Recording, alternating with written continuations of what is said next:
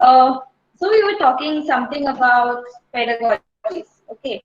Some of y'all have really given very good answers in the previous lecture about pedagogy, and we said that pedagogy is an art and science of teaching, and there were plethora of answers that many of y'all gave about pedagogy, and it looks like you all have a pretty good idea about the course that you are enrolled in, and you know what is and how we are supposed to go about, and that's a very good sign. Okay, so to go ahead, let us see new pedagogies. Now, why am I talking about new pedagogies in a topic like school and classroom environment, wherein we are discussing about how physical environment of a class could help or could enhance the learning, and it can also deteriorate the learning process. How it is able to influence both the aspects of teaching and learning process. Okay, so let us see the first point here in new pedagogies. So the physical layout of the classroom will be altered so that children can sit together, okay, in small groups or gather in a large circle. Let me admit one student is trying to join in. Okay, fine. So I was saying about how physical layout of the classroom can be altered for discussion in small groups, okay, or maybe gathering in a large circle, maybe for storytelling, or sitting down in their own for carrying out some individual reading or writing task, or assembling in a group near the radio or a TV for a broadcast, or something like that. So physical layout plays a very important role, isn't it? So now let us connect this physical layout to the new pedagogies that we are talking about. Like for this, as in to do all this, to sit in small groups in order to sit in a large circle, in order to tell stories, or in order to sit together as a group and work out on something, or to watch TV, or to watch some educational program, or to carry out some work individually, isn't it? So for all this, the physical layout plays a very important role. Each one of y'all must uh, have an idea of how exactly the classroom environment is, how the benches which are placed, how the desks which are placed in a classroom can affect your movement, isn't it? Have you all experienced it, any one of y'all in your school or during your school times, wherein your teacher wanted all of y'all to work together as a group, but you all were finding it difficult to sit or arrange your desks just because either they are heavy or the space is very less. Has any one of you come across any situation like that, wherein the teacher wanted an activity to be conducted and you all were finding it difficult to sit together in a group?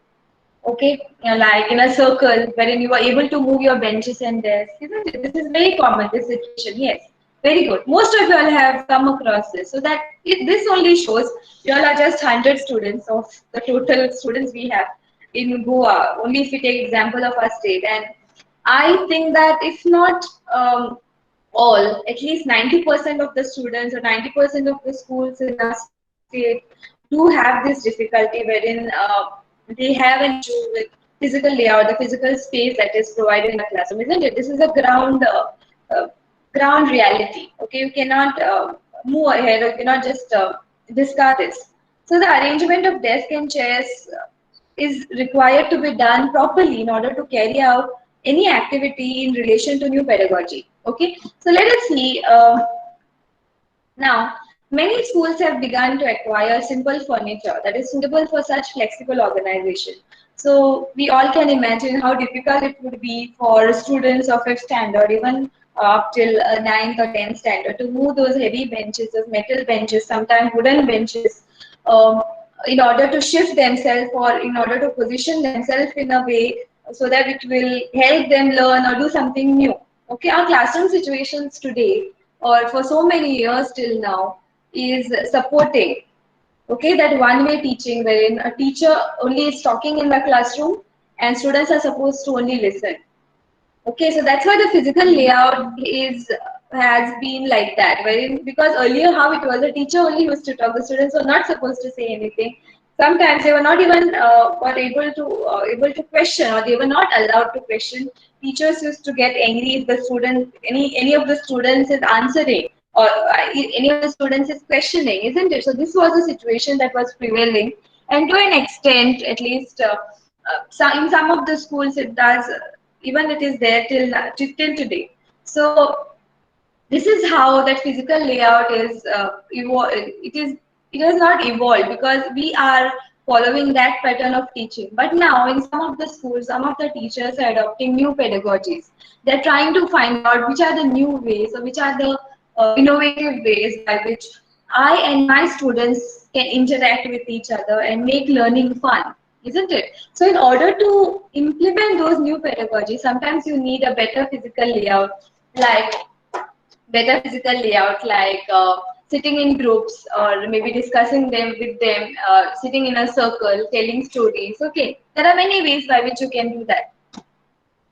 Like, let us see the next point. How we can go about this flexible organization that we are talking about and which is highlighted. And this is what is expected, isn't it? So we could go for a single small desk or chairs for individual or pairs of children, isn't it? Are well suited for such classrooms and could be adapted or altered to suit the needs of children with disabilities as well.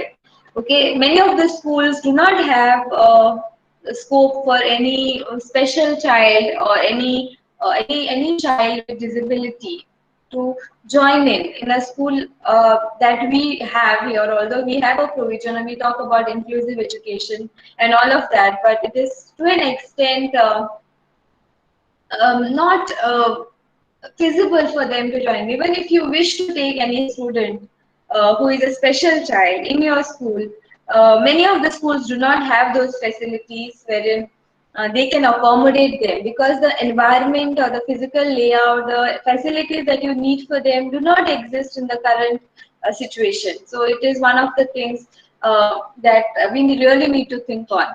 Okay, I have a question for all of you. How many of you all have visited a KV, Kendriya Vidyalaya, or how many of you all at least, any one of you all have studied in KV, Kendriya Vidyalaya? Anyone? Is there anybody who has studied in a KV, Kendriya Vidyalaya? Visited, okay. Ria is visited. So Ria, tell me, what are the situations? Have you found there anybody? Okay, okay, very nice. Many of you all have visited. So do you all know how situations, mostly you would see the structure or the way the classes are or the way the school their entry. Okay, everything is done or everything is constructed, keeping into consideration both the children, the normal children as well as the special children, isn't it? Is there any difference that you find in the schools, KVs and the normal schools that we study in? Anything that is specific, if any one of you all could mention the ones who visited?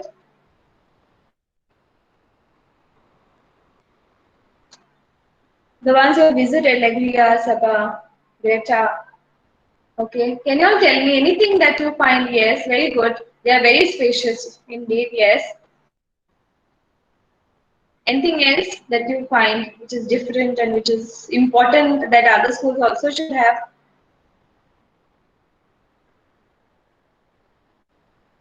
The physical aspect of the school in particular, if we have to discuss. Ria, you have anything to say? Sabah,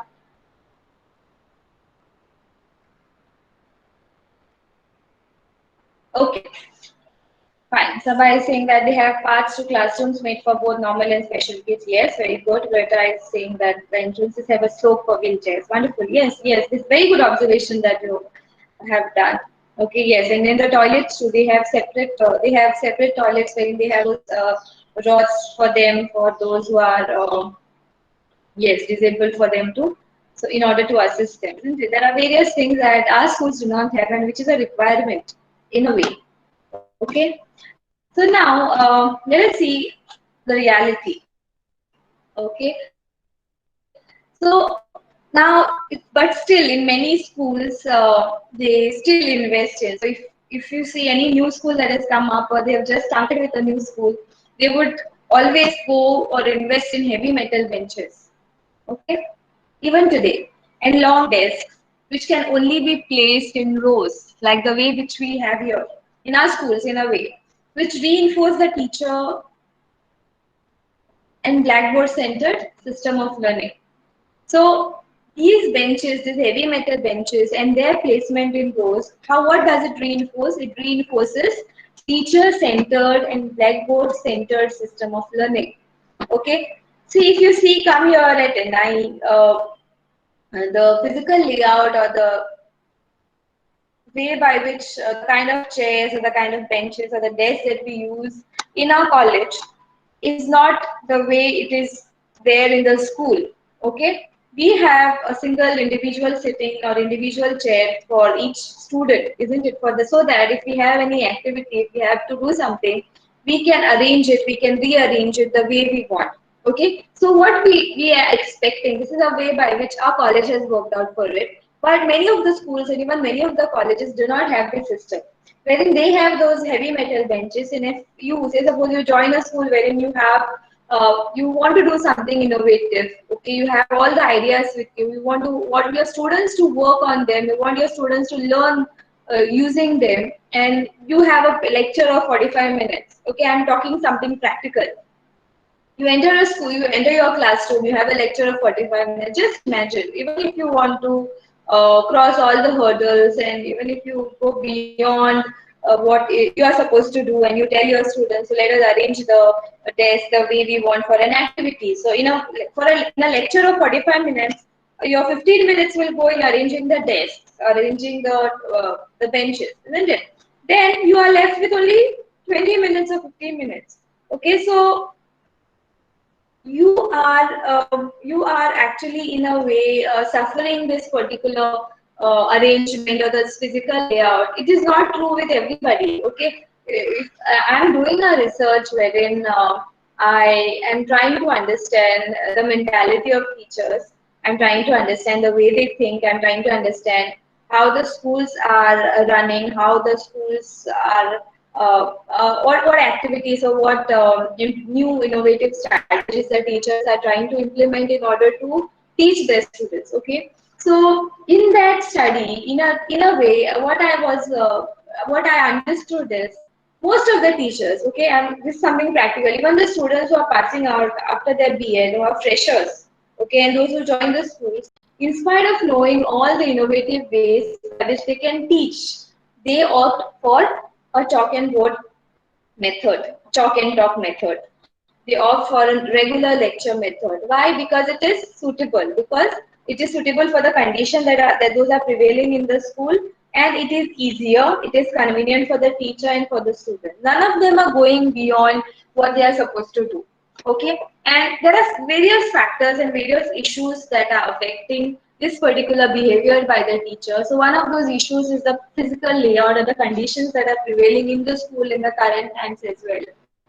Okay, so as a teacher, again, this is something out of the topic, but from today, since you all are freshers, you just joined first year students, you need to instill these values in yourself that don't do what others are doing. Okay, do something different, do something innovative, and that will help you stand out in the crowd. It will help you stand out from those what do you call, from that crowd of teachers who are following a single pattern or the same pattern of teaching which is followed for so many years, isn't it? So many things have changed in our society. We have changed the way we discuss, we interact with the students, we have changed the way we dress, we change the way we travel, there is a lot of change in the way we live, there is a lot of change in the lifestyle that we adopt, isn't it? But there is no change in the education system. So we are the people who can bring out this change. If we join the school teachers who have been doing all this for so many years, there will be no difference in the education system. So it is very important that each one of you play an important role to do that. Don't think that what I will do as an individual. What if, say, suppose I am a very like a teacher in a school of in the state of Goa, in a village I am teaching. What difference can I make if I'm using innovative methods, a method of teaching for this particular topic? What difference can I make? No, that difference is very significant. Whatever that you're doing in an innovative way, whatever that you are doing which is different than the other teachers, you are influencing many people at one time. Okay, you're influencing your students, you're influencing your colleagues, you're influencing your school. You can be an example for many teachers. You can be an example for your school, for your nearby schools, for your state, for your country in a way. So it's very important that you instill those values, uh, that understanding that you are a significant part of the system. Whatever that you will do for yourself and for your student will affect the system, isn't it? Because we all are interdependent. We influence each other uh, in some or the other way. So whatever that you do, see to it that you do it in a perfect way. Okay, this is something each one of us needs to know and each one of us need to understand. Fine. So, with relation to this physical layout, it's very important that we bring up that change. We initiate the moment we enter any institution or any school. We initiate and we encourage people to adopt this. Okay, there will be many hurdles. I'm not saying that the schools are not going for those flexible organization because they don't want to go for. Sometimes there are various issues like they have financial crunches. They do not have enough financial assistance. Okay, but we all need to come together and overcome that. Sometimes children do not have adequate place for them to keep books and belongings. I don't know how many of you all have experienced this, but me, I have experienced this in my school. I studied in a village school, a small school. I didn't have all the facilities. Sometimes we used to keep our books and bags like on the floor. We were not in that bad position wherein we had to sit on the floor, but definitely um, there were some difficulties as a student. Though they were not difficulties when I was a student, but when I look at them now in terms of the policy and the education policy when we are discussing at this stage of my life, I definitely feel that we deserved much better, isn't it? We didn't have a place to keep our bags. Our benches were very small. Our beds were too big. We didn't have place to keep our bags there, so we had to keep them on the floor. Students used to jump over them. My friends used to jump over them and cross, jump over them and go to their places, and all those things. I don't know how many of you all have experienced it, but this is a part and part of your school life, and this is how it is and it was even before. And nothing much has changed over the years. We, from being students, we become teachers, we grow old, and we depart. But nothing changes in the education system. So if you look at, if even if you ask your parents, same thing, they will tell you the same thing about the education system. Nothing much has changed. Okay, even if it has changed, not everybody has adopted the change so effectively and so easily. Okay, that's why our role plays our place, the way we think about education system, the things that we want to do, or our perspective, okay, plays a very, very important role. So do not consider yourself a small teacher, okay, someone who will just teach in the school, someone who will teach around 1,000 students, okay, in thousand or thousands of students in their lifespan. But you are a significant part of this education system. So if you consider yourself that, it will make a lot of difference in your teaching career and in you as a teacher. Okay, some students even do not have some in some of the schools. The chairs sometimes do not have the back support, which is required for physical comfort of the child. Okay, you must have seen those benches without any back support. They just have to sit, and some of them they will just sit like that, and they will not be comfortable. And teachers will scold them not to sit properly. Then they will sit properly for a while, and then come back to their basic position. So this is what is going on in the schools, and it is very unfortunate. So each one of us need to think on how can we change all of this, because it's very important for all of us. And it is said that, and these are the statements or whatever that is I'm presenting here to you, is not what I feel, but it is there in our education policies and education documents, isn't it? They are saying that such furniture should be banned from the school spaces. But if you look at the ground reality, is it possible to do that? Do we have enough infrastructure? Do we have enough financial assistance to do that? Isn't it? So all of that also we need to think on. I think it's already time and we have another 3 minutes to go. So if I go ahead with the next slide, I don't think so I'll be able to cover that up. So if any one of you all have any questions of anything to or anything to share regarding this, please feel free to do that. Anyone, any questions that you all have, or if you have to express anything, because it's very important to interact and say what you're supposed to, because this is the time which is a student's life, which is very important. Here you're allowed to make mistakes. Okay, so please do mistakes and learn from them, without which there's nothing, there's no fun.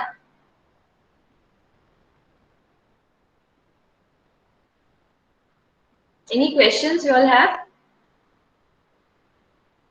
Okay, Sabha. I have been wondering what kind of questions are asked in exam. Which exam are you talking about? As an analysis type? Okay, yes, there can be analysis, but I wonder why do you have this question? Why are you thinking about the exams suddenly?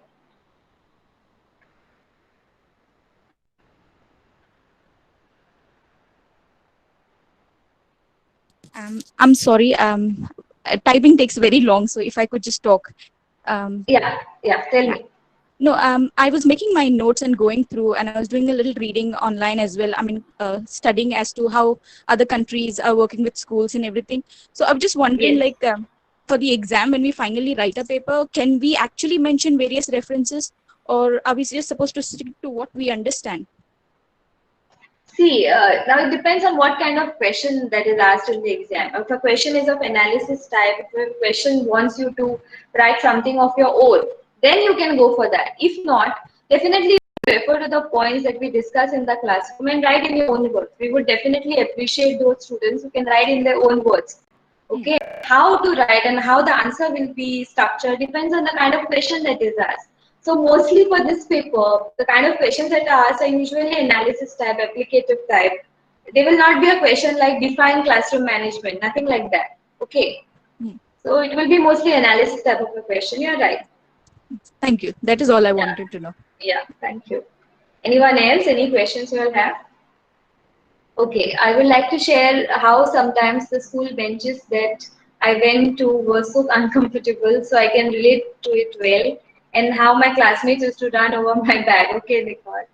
Yeah, this is something which many of us must have experienced in our schools, in our school time. So nice to hear from you. Anyone else? If any question, if you all have anything you have to share. Okay, fine. I think 10 already.